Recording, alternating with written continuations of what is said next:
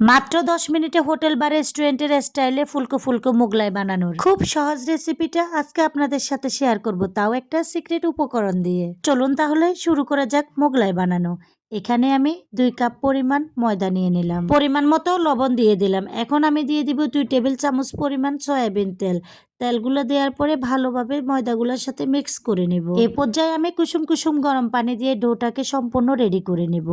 আমার ডোটা রেডি হয়ে গেছে। এখানে আমি সামান্য পরিমাণে একটু তেল দিয়ে মেখে আমি ডোটাকে এক পাশে রেখে দিই। আমি বাটিতে নিয়ে নিলাম আগে থেকে কুচি করে রাখা পেঁয়াজ, স্বাদ মতো কাঁচামরিচ দিয়ে দিলাম, কম বেশ আপনারা দিতে পারেন আপনাদের ইচ্ছে মতো।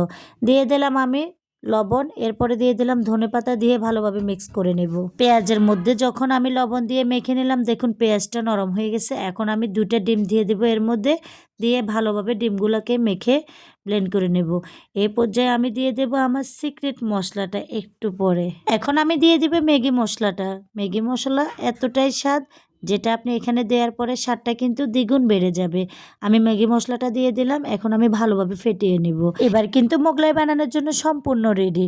এখন আমি ডোগুলাকে 3 ভাগে ভাগ করে নেব, যেহেতু আমি 3টা মোগলাই পরোটা বানাবো। এরপরে আমি সবগুলা রুটিকে মিডিয়াম সাইজের বেলে নেব, বেশি একটা পাতলাও না আবার বেশি একটা মোটাও না। এখন আমি আগে থেকে রেডি করে রাখা ডিমের ফোড়টা 2 টেবিল চামচ এখানে দিয়ে দিব। এরপরে আমি মোগলাইয়ের শেপটা দিব। শেপটা কিভাবে দিব আপনাদের সাথে শেয়ার করব। এখন আমি এক পাশ থেকে বাস দিব, অন্য পাশ থেকে একটু ডিমটাকে লাগিয়ে বাসটা দিব। থেকে আমি এইভাবে ঘুরিয়ে সুন্দর করে ডিম লাগিয়ে বাস দিয়ে দিব।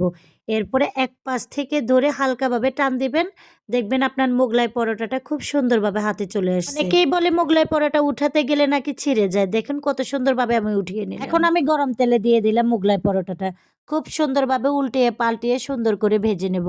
এক পাশ লাল হলে তারপরে অন্য পাশ উল্টিয়ে দিব। এভাবে করে মোগলাই পরোটাটা যখন ভেজে নেব মুসমুসে হয়ে যাবে, তখন আমি উঠিয়ে নেব। কি সুন্দর কালার আসছে।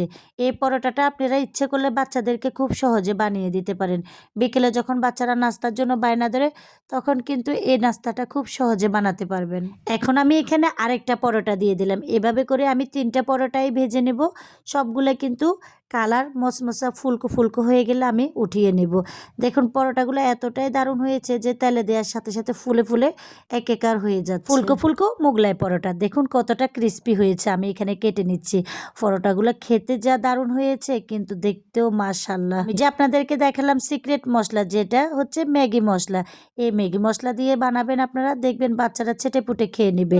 আমার নিজের ভিডিও আমি নিজে প্রশংসা না করে পারলাম না, খেতে কিন্তু অসম্ভব দারুণ হয়েছে। আর দেখুন কতটা মচমচা হয়েছে পরোটাগুলো ফুলকো ফুলকো।